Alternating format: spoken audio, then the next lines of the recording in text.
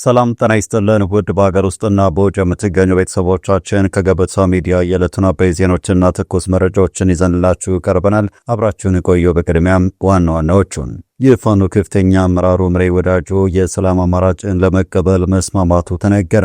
የአማራ ፋኖ ብሔራዊ ንቅናቄ አፋብን ምክትል ወታደራዊ አዛዥ ምሬ ወዳጆ በተደረገ ውይይት ሰላም አማራጭን ለመቀበል መስማማቱን ጄኔራሉ ተናግረዋል። አነጋጋሪውን ዜና እናስደምጣችኋለን። በሌላ በኩል ህወሓት አብቅቶልናል ሲሉ በራሱ አንደበት ተናገረ። የትግራይ ጊዜያዊ አስተዳደር ፕሬዝዳንት ሌተና ጄኔራል ታደሰ ወረደ ምክትል አቶ አማኑኤል አሰፋ አሁን በሁሉም ነገር ተዳክመናል ሲል አነጋጋሪ መረጃን አጋርተዋል። ይዘነዋል። የሆርሙዝ መዘጋት ጉድ ያፈላ ነው። የችግሩ ገፈት ቀማሽ ከሆኑት አንዷ በሆነች ኢትዮጵያ በመጋቢት ወር ለሁለተኛ ጊዜ በተደረገ የነዳጅ ዋጋ ጭማሪ ነጭ ናፍጣ 163 ብር ገብቷል። የትራንስፖርት ችግሩና ኑሮ ውድነቱም ከአቅም በላይ ሆኗል። በዝርዝር ተሰሙታላችሁ።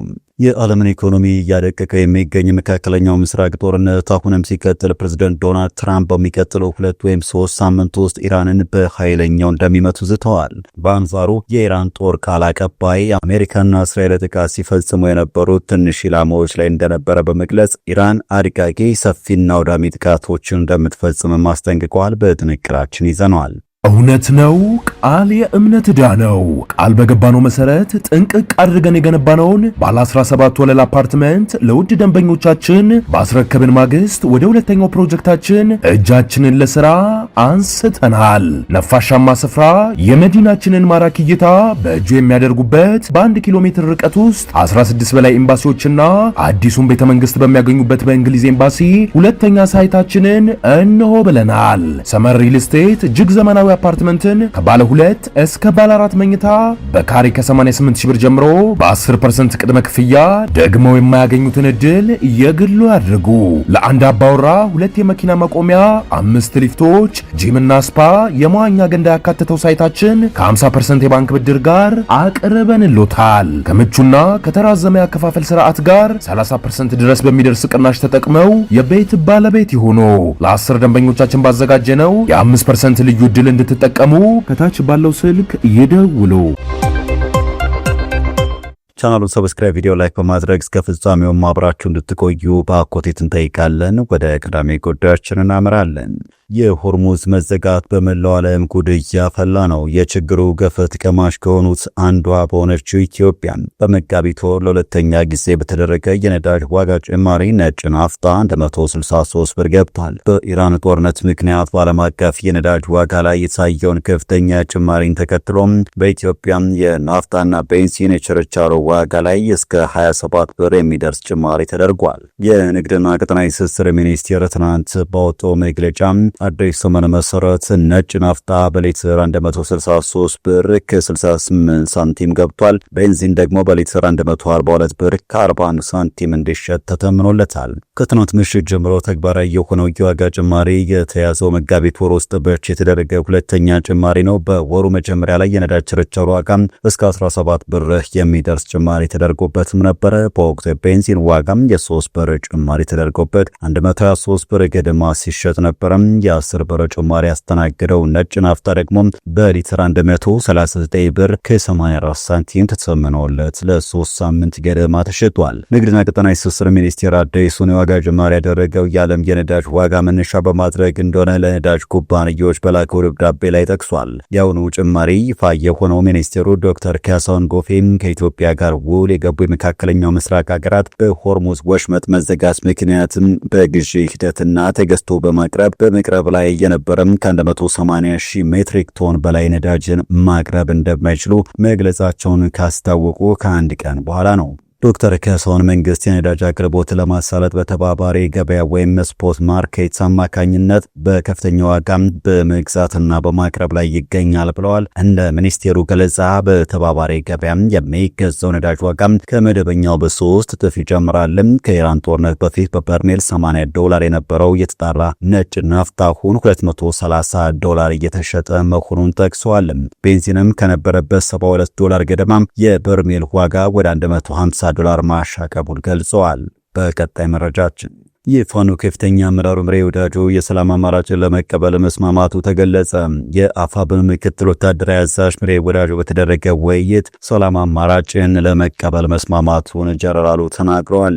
ከሰሞኑ የፋኖ አመራሮች መንግስት ድርድር እያደረጉ መሆናቸውን መዘገባችን የሚታወስ ሲሆን አሁን ደግሞ ውጤቶቹ መታየት ጀምረዋል። በቅርቡ የፋኖ አመራር የነበረው ኮማንዶ ፍቅሩ ሙልዬ የሰላም አማራጭን መቀበሉ አይዘነጋም። አሁን ደግሞ የፋኖ ከፍተኛ አመራሮች ሰላም አማራጭን እንዲቀበሉ ተደጋጋሚ ንግግሮችን በማድረግ ስምምነት ላይ መደረሱን የመከላከያ ሰራዊቱ የ13ኛ እዝ አዛዥ ሜጀር ጀነራል ተስፋዬ አያሌው ተናግረዋል። ጀነራሉ ከእነማን ጋር እንደተነጋገሩ በምን ጉዳዮች ላይ ከስምምነት እንደደረሱም አልገለጹም። ነገር ግን ውስጥ አዋቂ ምንጮች ንግግሩ ከአማራ ፋኖ ብሔራዊ ንቅናቄ አፋብን ምክትል ወታደራዊ አዛዥ ምሬ ወዳጆ ጋር መደረጉንና ውይይቱም በስምምነት መመደቡ ተመላክቷል።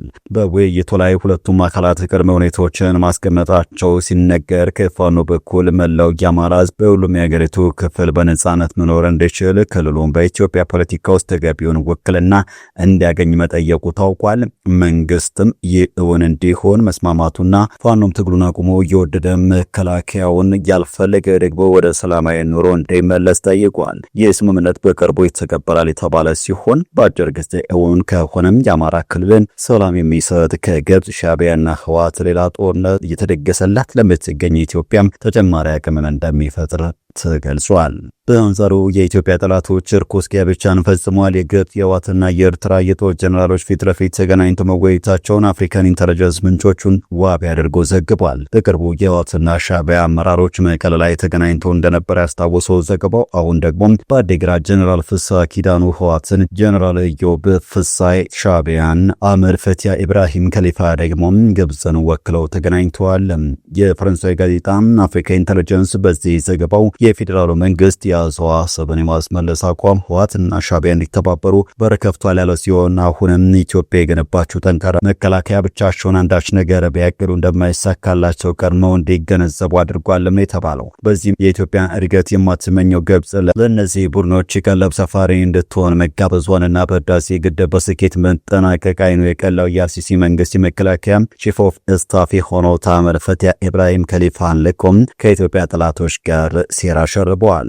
ሶስት የኢትዮጵያ ጠላቶች በአዲግራት ባደረጉት ስብሰባም የሚና ክፍፍል ማድረጋቸው ተነግሯል። በዚህም ግብጽ ትጥቅና ስንቁን መስፈር ላይ እንድትበረታ አሰብ ሊወሰድብኝ ነው ያለው ሻዕቢያና በምዕራብ ትግራይ ያሉ ግዛቶችን አስመልሳለሁ የሚለው ህወሓት ደግሞ ሰራዊት ሊያሰልፍ አቅዷል።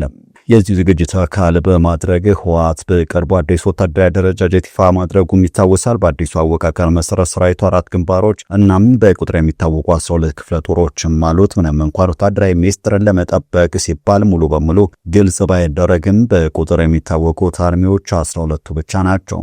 በዚህ ረገድ ጀነራል ኃይለ ሥላሴ ግርማ ወደ አንበታ የኦፕሬሽን ዘርፍ ኃላፊ በመሆን ሁሉንም ክፍለ ጦሮች የሚያስተባብሩ ሲሆን ብርጋዴር ጀነራል መግበይ ኃይለ የምዕራብ ግንባር ዋና አዛዥ፣ ጀነራል ዮሐንስ ወልደ ጊዮርጊስ ጆን መዴድ የደቡብ ግንባር አዛዥ እንዲሁም የክልሉ ሰላምና ጸጥታ ቢሮ ኃላፊ ጀነራል ፍስሐ ኪዳኑ ማንዶስ የሰሜኑን ግንባር ይመራሉ ተብሏል። በአንጻሩ ሻዕቢያ ደግሞ ከህፃን እስከ አዋቂ ሁሉንም ወደ ሳዋ ወታደራዊ ማሰልጠኛ እያስገባ የለብለብ ስልጠናም እየሰጠ ወታደሮችን በማስመረቅ ላይም ተጠምዷል። በቀጣይ መረጃም የዓለምን ኢኮኖሚ እያደቀቀ የሚገኝ የመካከለኛው ምስራቅ ጦርነት አሁንም ሲቀጥል ፕሬዝዳንት ዶናልድ ትራምፕ በሚቀጥለው 2 ወይም 3 ሳምንት ውስጥ የኢራንን በኃይለኛው እንደሚመቱም ዝተዋል። የአሜሪካው ፕሬዝዳንት ዶናልድ ትራምፕ በሚቀጥለው ከ2 እስከ 3 ሳምንት ባለ ጊዜ ውስጥ ኢራን ላይ እጅግ ኃይለኛ የሆነ ጥቃት በመፈጸም የጀመሩትን ተግባር በጣም በፍጥነት እንደሚያጠናቅቁ አስታውቋል። ትራምፕ ትናንት ምሽት ለሀገሪቱ ውስጥ ባደረጉት በቴሌቪዥን የተላለፈ ንግግር የአሜሪካ ጦር በኢራን ጦርነት ሊያሳካ የፈለጋቸው ግቦች ላይ ለመድረስ መቃረቡን ተናግረዋል። ጦርነቱ መቼ ይጠናቀቃል ለሚለው ግን የጊዜ ሰሌዳ ከመስጠትም ተቆጥበዋል። ፕሬዝዳንት ዶናልድ ትራምፕ ባደረጉት ንግግር በኢራን በተዘጋው የሆርሙዝ ወሽመጥ በኩል የሚያልፍ ነዳጅ የሚረክቡ ሀገራት ድፍረት በማሳየት ወሳኙን መተላለፊያ እንዳይቆጣጠሩም ጠይቀዋል። ትራምፕ 20 ደቂቃ ገደማ የፈጀውን የዋይት ሃውስ ንግግራቸው አሜሪካ በዚህ ጦርነት የያዘቻቸውን ዋነኛ ስትራቴጂክ ግቦች ሊጠናቀቁ እንደተቃረቡም ገልጸዋል። የኢራን ባህር ኃይል ድሮንና ባላስቲክስ ሚሳኤል ጦሮች ተደምስሰዋልም ሲሉ ተናግረዋል። በጣም በአጭር ጊዜ ውስጥ በሚቀጥለው ከ2 እስከ 3 ሳምንት በሚሆን ጊዜ ውስጥ እጅግ በኃይለኛው እንመታቸዋለን ሲሉም ዝተዋል። ፕሬዝዳንቱ ከኢራን አመራር ጋር እየተካሄደ ነው ስላሉት ንግግር ዝርዝር መረጃዎችን ከመስጠትም ተቆጥበዋል። ድርድሩ ፍሬ አልባ የሚሆን ከሆነ የኢራንን የኢነርጂ መሰረተ ልማት እንደሚመቱም ጠቁመዋል። ስምምነት ላይ ካልተደረሱ እያንዳንዱን ኤሌክትሪክ ኃይል ማመንጫ በጣም በኃይለኛው እንመታለን፣ ምናልባትም ተመሳሳይ ጊዜ ላይ ብለዋል። ምንም እንኳን ከሁሉም አንጻር ቀላሉ ኢላማ ቢሆንም ነዳጃቸውን አለመታም፣ ምክንያቱም የመትረፍ ወይም መልሶ የመገንባት ትንሽም እንኳን እድል አይሰጣቸውም ሲሉ ተደምጠዋልም። ትራምፕ ከዚህ ንግግራቸው አስቀድሞ የኢራን የተኩስ አቁም እንዲደረግ ጠይቃለችን በማለት ጽፈው ነበርም። የኢራን የውጭ ጉዳይ ሚኒስቴር በቶሎ የሰጠው ምላሽም የፕሬዝደንቱን ገለጻ ሐሰትና መሰረተ ቢስ ብለውታል። በትናንቱ ንግግራቸው ከዚህ ቀደም እንዳደረጉት ሁሉ የአሜሪካ አጋሮች የሆርሙዝ ወሽመጥን ደህንነት ለማረጋገጥ እንዲንቀሳቀሱም ጠይቀዋል። ቢዘገይም ታሳዩ እንዲሁ ወደ ወሽመጡ ሄዳችሁ ያዙት ብለዋል።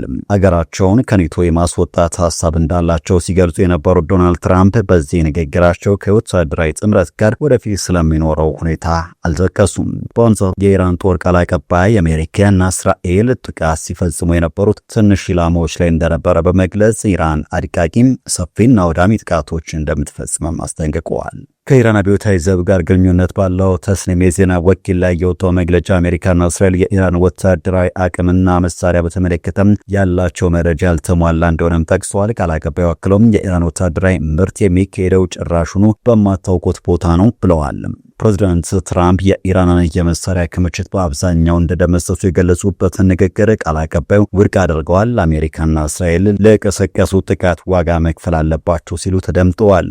ውድ ተመልካቾቻችን ለዛሬ ያዘጋጀንላችሁ አበይት ዜናዎች እነዚህ ነበሩ። ገበታ ሚዲያን ሰብስክራይብ በማድረግ ቤተሰብ እንዲሆኑ ጋበዝን። ጤና ይስጥልን።